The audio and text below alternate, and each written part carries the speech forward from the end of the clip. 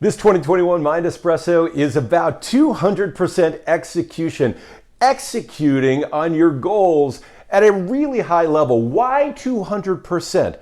Well, 200% because execution is a far bigger lift than most people give it credit for. In fact, most organizations and most people think about threshold execution. What's the minimum I could do to try to get this thing done? And that is an absolute recipe for failure.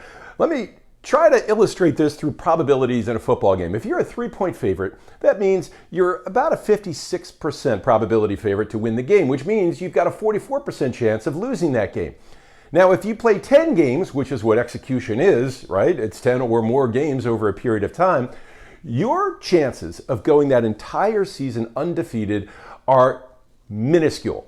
Tiny. Why? Because there's so much execution failure built into that plan. So you have to overplan. And to overplan, there's a really simple framework that I like. Focus, align, energize, execute, and realign and readjust. What do all these mean? Well, it's easier to describe these through failure points.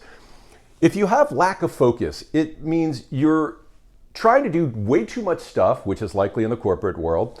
They're not connected to your purpose. They're not connected to each other. We don't think about how these things work together. We haven't made some hard choices about can we do all these things together, or these are actually in opposition to each other.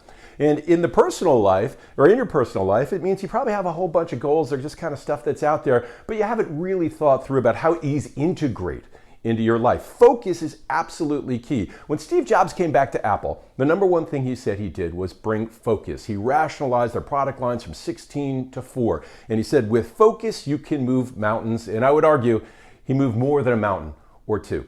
So focus is really important because if we start off with lack of focus, we've already started off with a pretty big execution gap, right? And that gap will only get wider as you think about the next phase, which is alignment. Now, again, corporate world. Are your senior leaders aligned? Have your senior leaders made hard choices about what people to put on what things? And that means they have to make choices about what not to do. How about budgeting? Did they add 5% to the budget? Or did they overinvest in the things that are most important and make choices not to invest in other things? What about culture? Is culture aligned? What about your employee experience? What about your policies? What about your processes, right? Alignment is an absolutely critical piece because even if you have focus, if your senior leadership is unaligned and your organization is not aligned to execute, now your execution gap grows wild, right? And the same thing happens in your personal world. You know, have you aligned your social life with your work life, with your home life? Have you looked at your schedule? Have you looked at your schedule 1 month out, 2 months out? Have you made hard trade-offs? Have you thought about what happens if this, 1.1 happens on week 3 and then I can't do week 4, week 5, week 6, right? Because these are interdependent things. Execution is an interdependent discipline. And if we miss one, then the rest start falling off.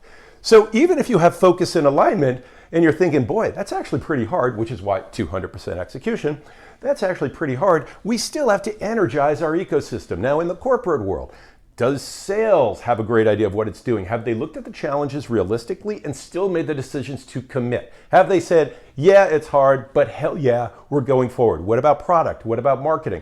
What about